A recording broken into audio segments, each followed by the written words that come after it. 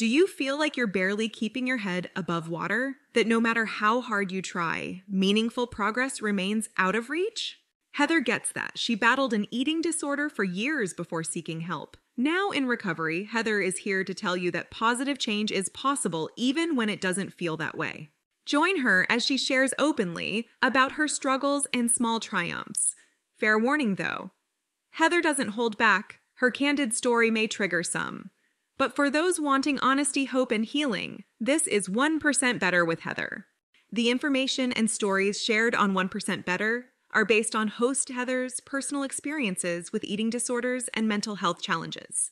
Heather is not a licensed doctor, therapist, dietitian, or other health professional. Her advice and opinions should not be taken as professional medical advice. Please consult your physician or a qualified health provider regarding any medical or health-related issues. 1% Better also contains descriptions of eating disorders that may be triggering for some listeners. Discretion is advised.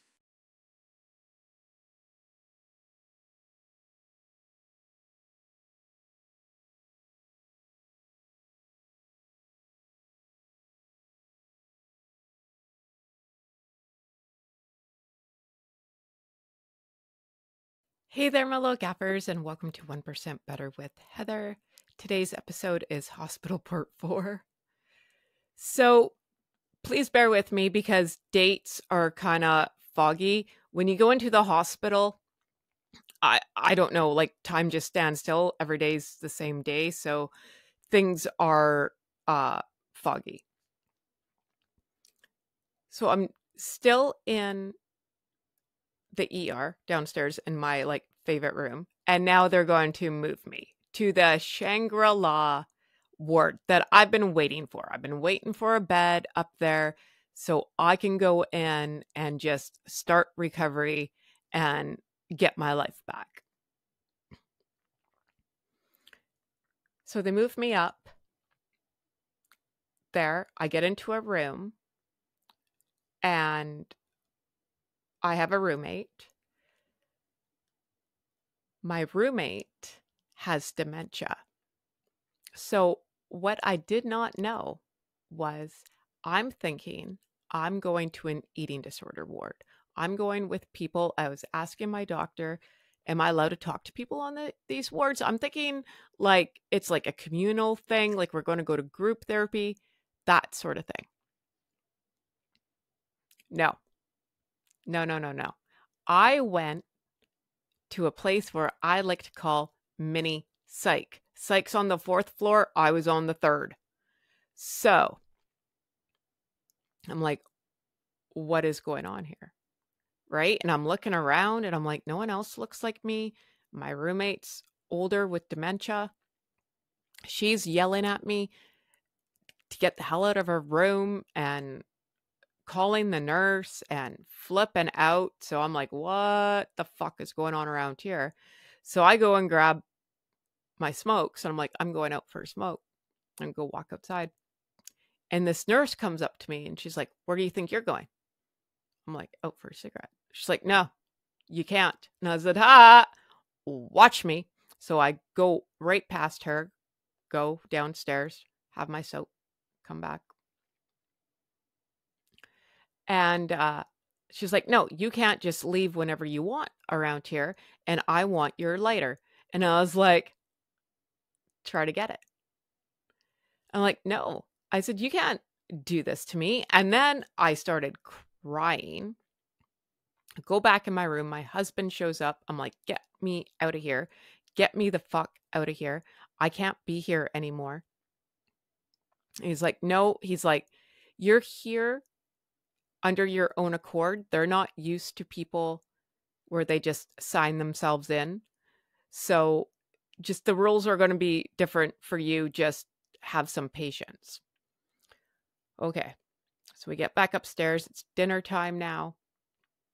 And I'm pretty sure it was Canada Day. And the only reason why I think this is because I got dinner. I haven't had food. No one's brought me anything since that half a piece of sandwich from 2 days ago. And I'm like, well, this is weird. but I'm starving, right? And I'm like, okay, I want it. And the reason why I think it's Canada Day is because they brought me dessert, which was strawberry shortcake, my favorite cake on earth. That is like my favorite. And I'm like, well, shit, I really want to eat this. But now I got all these voices going, like, do I eat it? Am I supposed to eat this? Am I going to get in trouble if I eat it? I think someone made a mistake. Am I supposed to go ask someone if they made a mistake? So I do what a logical person does. I put my dinner in the drawer and hid it. So if the nurse came in to take my blood pressure or anything, she wouldn't know it was there. Clearly sane, right? So my husband's like, just eat your dinner. So I eat my dinner, whatever. I'm like, I want to save my cake though. I'm going to save it for later. So we go back out, have another smoke. He goes home. And then it all kind of goes to hell. I start bawling my face off because now they want to move me out of this room. The nurse is like, nope, you're too much work down here at the end of the hallway. We want to move you. So I'm phoning my husband and I'm like, they want to move my room. They want to move my room. What did I do? How come they want it? It's all a conspiracy theory, everything. And he's like, Heather, you are sick. You are sick. They need to put you across from the nurse's station because you keep sneaking food, dummy, and getting your blood sugar all spiked up. So, yeah, I make friends everywhere, clearly. So they moved me to a new room with a new roommate who also has dementia. And she broke her neck. She was 94 years old. And let me tell you, this started the shit show. And we did become very good friends after. And I'm still friends with her family. But if she was having a bad day, let me tell you, everyone was having a bad day. And it's a lot of work on nurses, and I'm not here to rag on the nurses. But I'm thinking, I'm still pissed. I'm like, why the hell am I on this ward? Like, I don't belong here. I thought I was going to, and like, where, like a rehab with everyone like me. And then I'm meeting dietitians, and I've gotten like 5 different ones since I've been there. It's just a mess. And I wouldn't conform to their rules because I was there on my own accord. I wouldn't wear the prison jumpsuit, and everyone was like mad at me for that. They're like, no, you got to wear the pajamas. I was like, fuck you, I do. No, I'm not gonna like, and they're taupe. Like they look like something out of Orange is the New Black. I'm like, that's exactly what they wear on the prison show. No. And I'm like, So over that amount of time, I'm like starving still. And I'm like, why am I so hungry? Turns out I get a student nurse one night and she's going to go clean my tubey thing. Really nice girl. And she's like, your bag is curdled. It was so disgusting. Like imagine milk curdling for a year. That's what it looked like. And she's like, ew, we got to get this out of you, right? So I was like, oh my God, what is going in me? So thank God for her. And again, now trying to find the feedback the first time was Mission Impossible. It's really Mission Impossible now. So at least she took mercy on me. I'll say that. There was a lot that went on in the hospital throughout all this time. I cried a lot, cried and cried. Didn't know what way was up some days. I remember my doctor telling me day 12 will always be the hardest day. For some reason, you hit like a wall on day 12 and it all comes crashing down. Yeah, no, that's true. It's right bang on the money. But for slipping through so many cracks, right? Like I slipped through the crack the first time when I got released from the hospital. I don't know why I'm on this ward. Still to this day, I don't think I was supposed to be on that ward. I was not meant to be there. And nothing ever really went smooth. There were days where I would get breakfast, no lunch, dinner. Some days I would get no breakfast, no lunch, no dinner.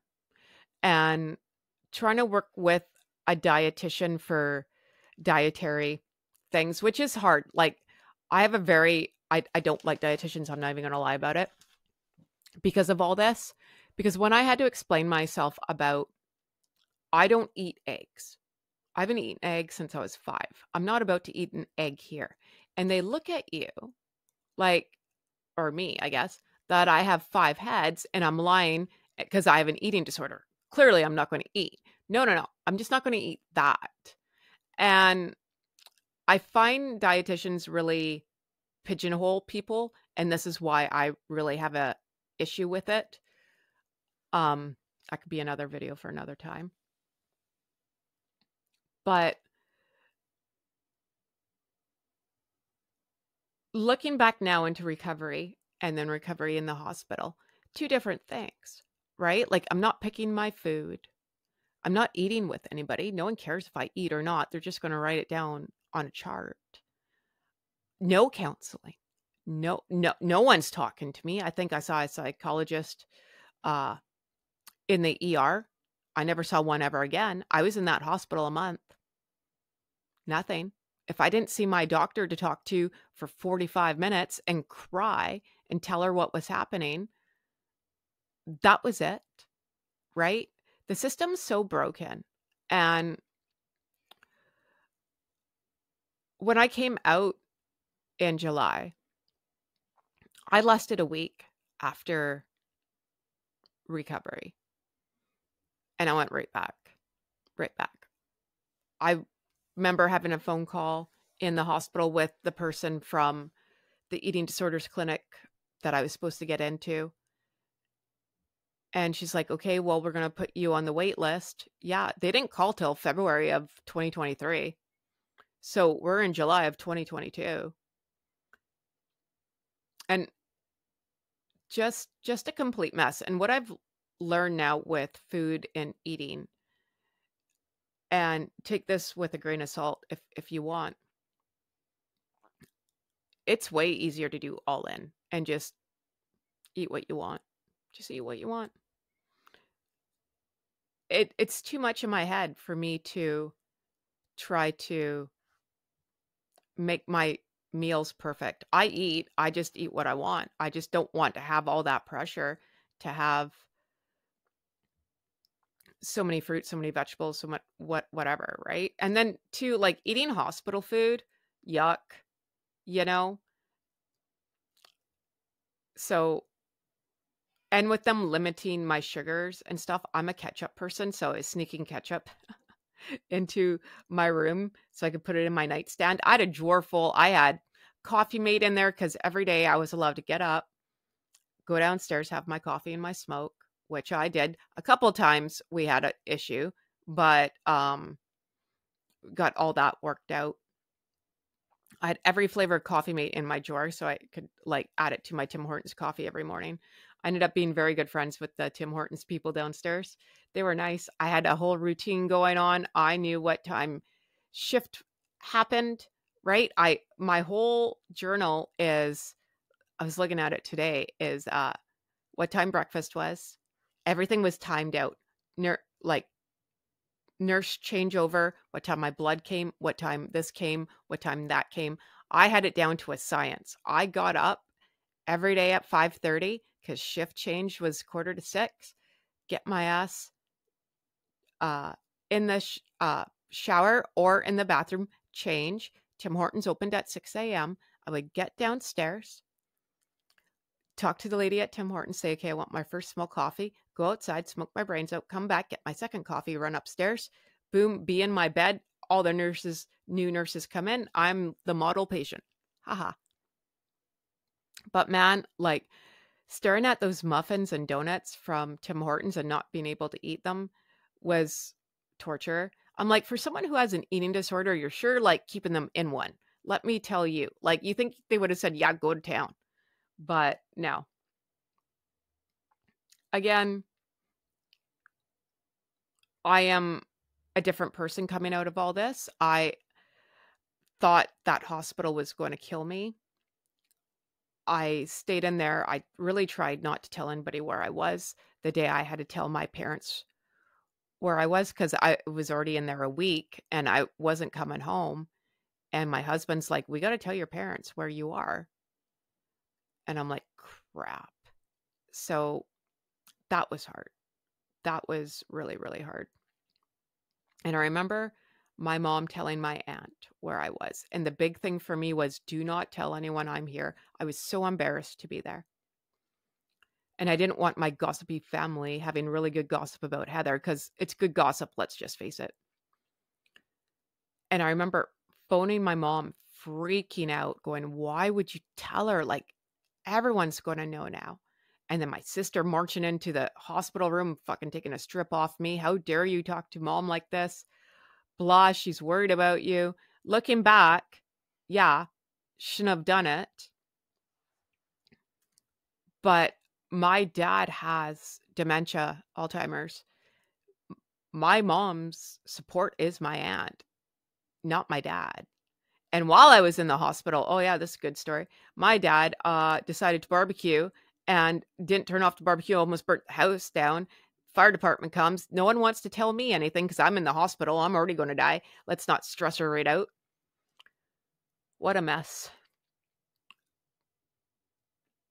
But like I say, I still talk to my old roommate's family. She's still going. She's 95, living her best life. So good for her. And her name started with an H as well. So I won't say it on here, but it was blah and Heather. And I'd say we're like peanut butter and jelly. And she liked me, thank God. And she really liked music. So I would play the Tennessee Waltz for her constantly for her to have a good night. There were nights, Friday nights, karaoke night, man. She was awake, ready to sing. It was, and I'm not shitting you, midnight. And it would go till 5 a.m. It was like Studio 54. But hey, whatever. I think the nurses didn't care as long as she was happy, right? So, and I give nurses a lot of credit. I'm not here to rag on the nurses. And I think me being in that room, it gave me a sense of purpose as well. Because, yeah, I was sick because I didn't eat. But, like, my brain somewhat worked. So they knew, like, they didn't really have to look after me.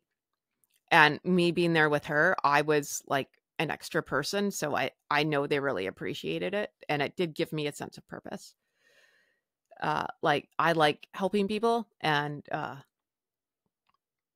you know, we would read or sing or whatever. It was fun. There are funny, I try to look at the funny times. My feeding tube fell out 4 freaking times. No, I did not pull it out. Do not pull it out. They will put it back in. And every time that happens, you have to go down to X-ray. So funny thing about me, when I talked about my name on any paperwork will go missing, so will Heather, actually.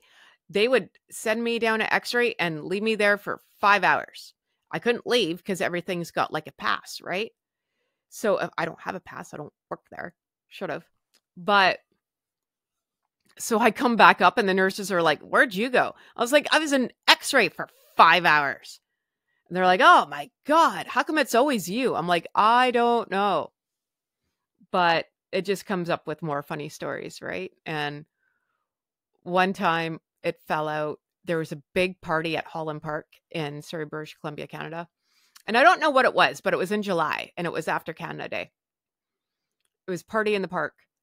And I think everyone at that party was on something good because they were all in the ER that night. People were higher than kites, drunk, fighting with cops. All of RCMP are there. It was party central. And let me tell you, that was the most entertainment I ever had, like in a week and a half. I'm like, just leave me here. I'm just going to watch the shit show.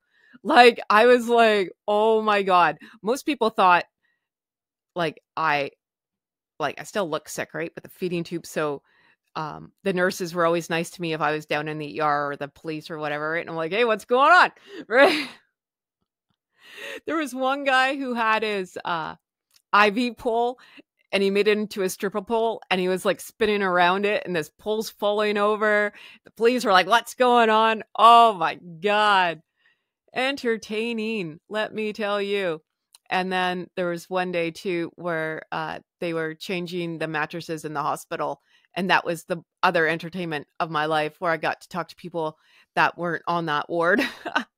I talked to those people for like an hour. I'm like, please entertain me. So that was fun. But yeah, it was a shit deal. And I came out of that hospital with anger. Anger. If you wanted someone body slammed in the middle of the freeway, it was me. I hated being there. I was mad, mad, mad. I was still mad at my husband. I was mad at all my friends because now I got some food in me. Now I'm really thinking this is a conspiracy theory that everyone's trying to lock up Heather. But I've been trying to deal with that, the anger issues. And to a point, I think I do have a right to be mad. I fell through a lot of cracks and that pisses me off. But at the same part, this long-winded mishmash story hopefully will help someone out there. This is not the right thing. This is not how it's supposed to be, just so everyone knows. No, it's not how it's supposed to be. So, and I've gotten confirmation since then when I talk to somebody. So hopefully this won't happen to someone else. And if it is happening to you, then you know what's wrong and fight for yourself. I will say this, just because you are in the hospital and I did sign over all my rights, I didn't sign up my rights as a human being. So I will fight for my rights all the time. I am kind of a get along to get along kind of person, but when something's wrong, something's wrong. So never feel bad to call someone out on their shit, by the way, because it wouldn't probably be the first time they got called out on their shit, but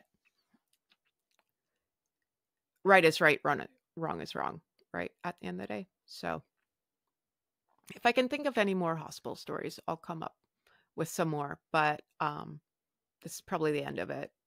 But yeah, sorry, it's kind of a all over kind of place. I'm just trying to think off the top of my head what happened. So 1% better every day. That's all for this episode of 1% Better. To continue the conversation, head over to our website at www.1percentbetter.ca, where you can access more stories and resources. We'd also love it if you subscribed and left us a review on your favorite podcast platform. And remember, friends, progress takes patience, perspective, and sometimes a little help from people who get it. So be kind to yourself and others as we work to get 1% better every day. We'll see you back here next week.